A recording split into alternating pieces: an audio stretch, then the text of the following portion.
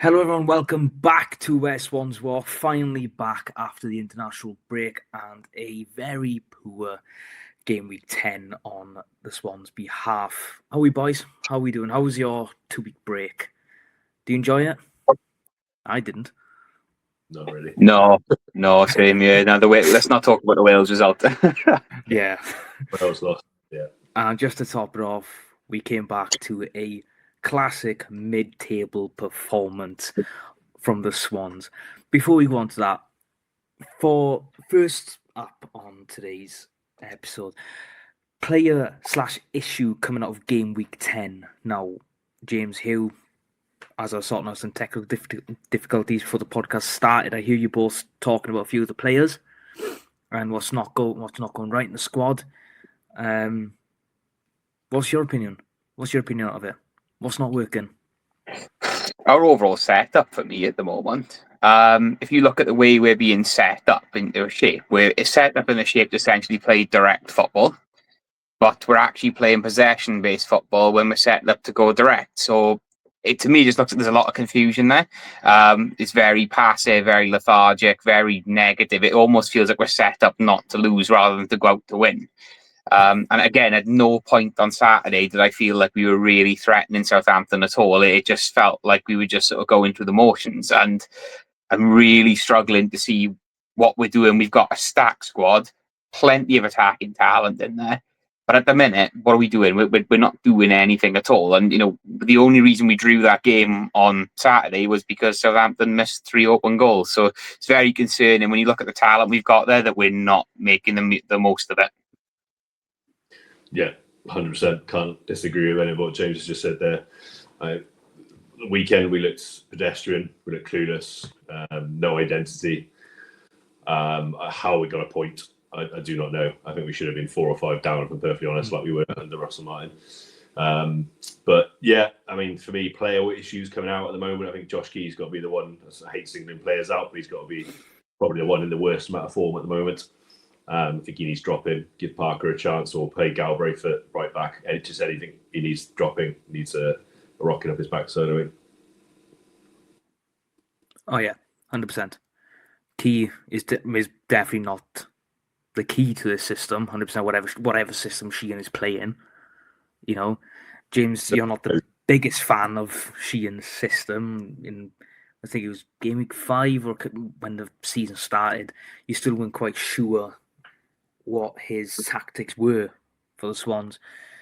Do you think your opinions stay the same, or has it got even more ignited?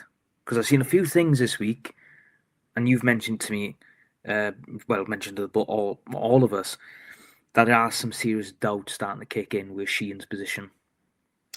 Yeah, it's a few things for me, and this is it's caught me a lot of flack in the past. But the first thing I'll say is, who was Alan Sheehan brought in to work with? He was brought in to work with Michael Duff, who plays very pragmatic football, which is not synonymous with how we play football. That was my first issue. The second one, he's openly admitted that he sees the game through the realm of how Nathan Jones plays football. And again, Nathan Jones, not someone who plays the similar type of football that we do. Last season, he was playing with a lot of freedom. He basically had a free hit at getting us, up the table. He had fantastic players at his disposal, O'Brien and Darling. And I don't really think he changed much last season. I think he kind of just kept the shape that we're going with Luke Williams. Perhaps gave the players a little bit more freedom to work. But now he's reverted to how he wants it to be. He's got his players in. And for me, I cannot see what he's trying to do. I've said it a couple of times on here that game to game, it's almost like he's trying to reinvent the wheel every single game. Like he's changing too much. There's no sort of base tactic that we're building off. Every single game, we look entirely different. And it's very confusing. Like I said at the beginning, we're set up to look direct, but we actually end up trying to play possession football, and that's never, ever going to work. And at the moment, I mean, if you look at the temperature on social media and if you speak to other fans, they're starting to lose patience now. Though this squad is the best we've had since relegation, better than the one that Steve Cooper had, I would argue, at the moment. We should be going in the other direction. We should be starting to build momentum now. We should be able to see what he's doing. But if anything, it's reverting the other way. It's becoming more and more muddy. And I think even a lot of people who have said, "Oh, you earned this chance after last season," I think a lot of them are starting to see now perhaps this wasn't the right way to go. And like I've been steadfast against that since last season. My opinion has not changed at all. I feel like we stuck with him because he was the safe option. However, he was the last holdover from a regime where things didn't work on 2 occasions. It would have been easy in the summer to go out there. There were plenty of other options available and take an ambitious one. We had the money to spend. We obviously know we've got new investors on board. We were a much more attractive prospect. I don't understand why we didn't do it. And it was a perfect sort of reset point. And I really do think that we've made the wrong decision. Yeah, I know that's going to sound harsh to some people, but I have to stick by my principles on that. Yeah. I think we all said at the start of the season, I think around this time is where you can start to fully judge performances. We're on game week 10, we're on 10 games in. 2 or 3 games in, you can't really judge because it's only 3. Now you can start to see where the season's starting to shape up a little bit, And looking forward now to the next couple of fixtures, there's some odd, absolute dog fixtures coming up. We got QPR tomorrow, or Wednesday, sorry. Is it, tomorrow, isn't it? Yeah. Wednesday. I don't know my days. QPR on Wednesday, Norwich on Saturday, Man City next week in the Cup, Charlton away, Preston, and then Ipswich before the next international break. So looking at those fixtures, we've got 1, 2, 3, 4, 5 in the league.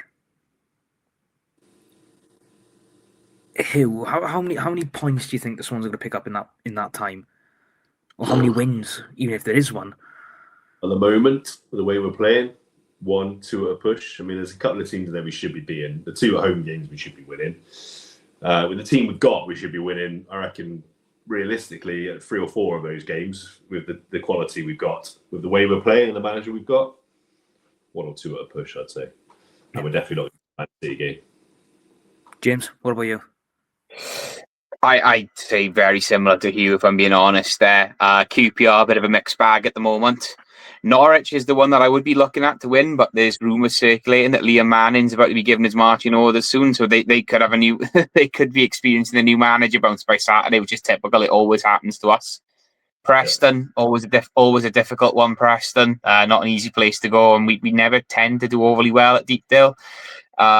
Ipswich, again, very, very good. And again, we don't often tend to do very well against Ipswich. So, it's not trying to sound negative, but the way we're playing at the moment, it is hard to see where that next win comes from. I would say the most likely would be QPR, as they're kind of sort of middle of the road at the moment. But yeah, it looks like a really, really tough run. And I think if things don't pick up soon, and it's not just about the win, it's about the performance as well. He needs to win, and he needs to win with a convincing performance, which we've not yet had this season, bar maybe Sheffield Wednesday.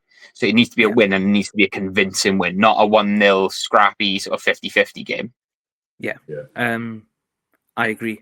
He needs to get 2 wins in the next 2 games just to re-kickstart the season, reignite it. Otherwise, if he loses against QPR and Norwich, then serious questions are going to start being drawn over his head, especially with the recent news that the Swans' ex-manager, Russell Martin, has been relieved of his duties at Rangers. So my question to both of you this week is, would you prefer Russell Martin back, or in the summer would have gone for Danny Rowe? No, I do not want Russell Martin back. Face despise him, the other half are obsessed with him. It's a weird one.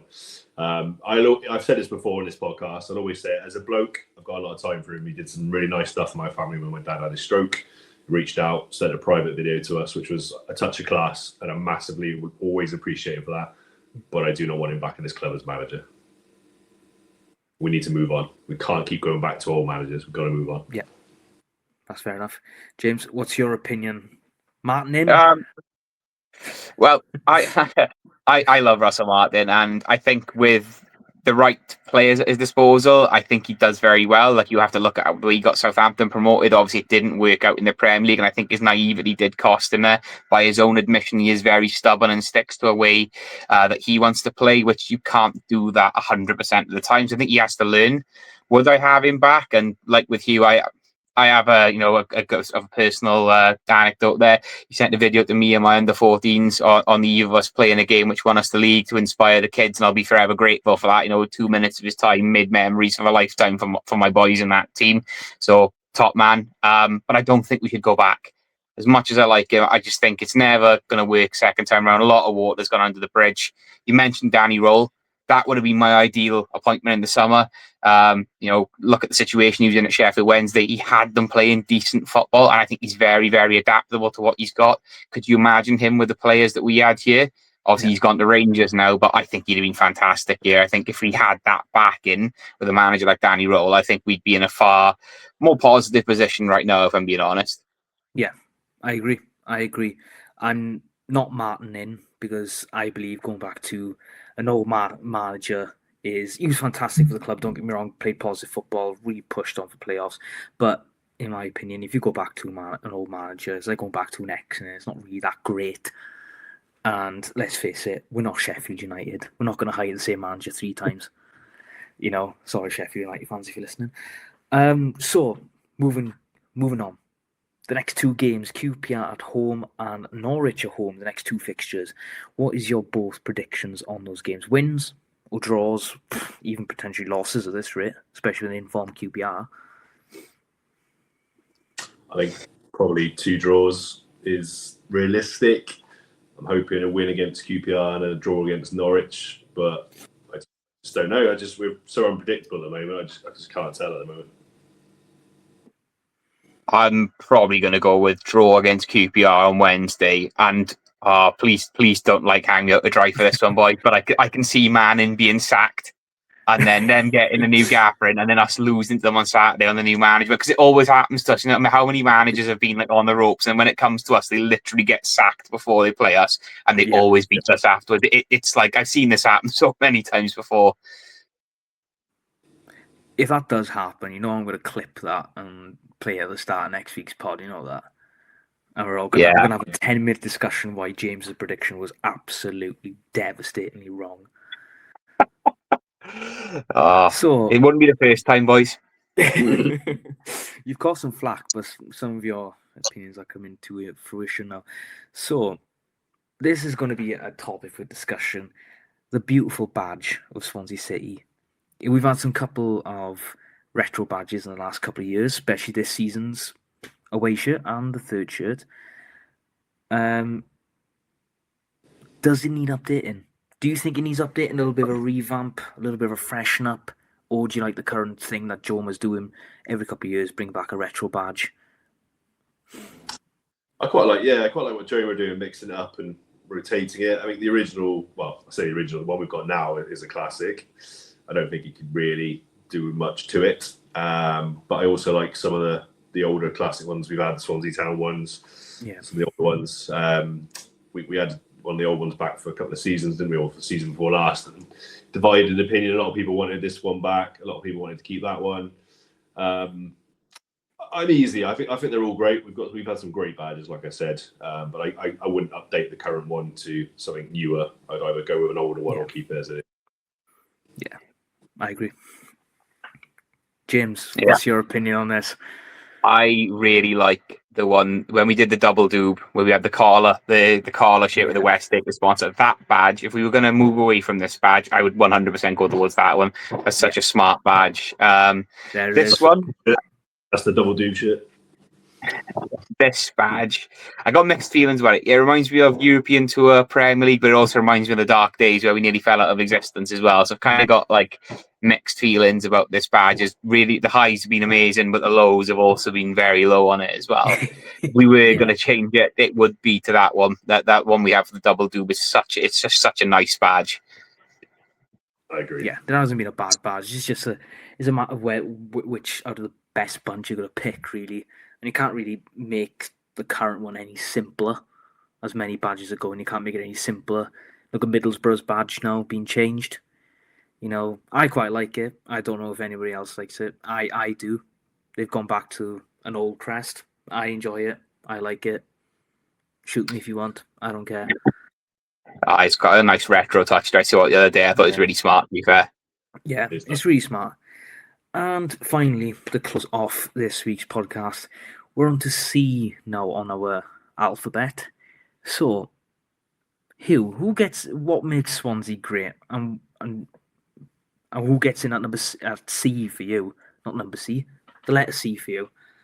I don't think I can do Curtis, can we? Because we did him under A for Alan Curtis. So John Charles. I know he didn't play for Swansea, but John Charles is obviously put Swansea on the map, being one of the best players of all time. I have to possibly put him up there.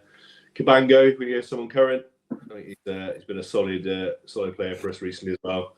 I'm sure there's loads more I'm forgetting off the top of my head. Yeah, just first two came to mind. Yeah, James. For me, the ponytailed centre off Chico Flores, just absolute nostalgia. Absolutely love Chico. Genius on his day, but also an absolute liability. I used to love watching him play. You never knew if he was just going to do something world class or end up trying to boot someone's head off. I remember that Chelsea game when he nearly took John Terry's head off and got sent off in the first 5 minutes. But yeah, he was just such a interesting player to watch. Yeah. Absolutely loved Chico at his time, yeah. Absolutely. You didn't know what he was going to turn up with week in, week out, but whenever he did, it was just pure, absolute entertainment. Yeah. I've gone a very boring one. Hugh, Alan Curtis, only because I've met him a few times, but also Ben Cabango. Very boring, honestly. You know, you always show me up on this. I always get brain fog whenever I think about the letters. But yeah, me too. What can you do? Right, guys, well, that's the end of this week's podcast. Thank you very much for tuning in. Apologies you can't see me. I'm very technical difficulties this week. Please like and subscribe, and make sure you comment down below who gets in at C and your predictions for this week's games. We'll see you next week. Thank you, Hugh. Thank you, James. Thank you, lads. Could have mentioned Mel.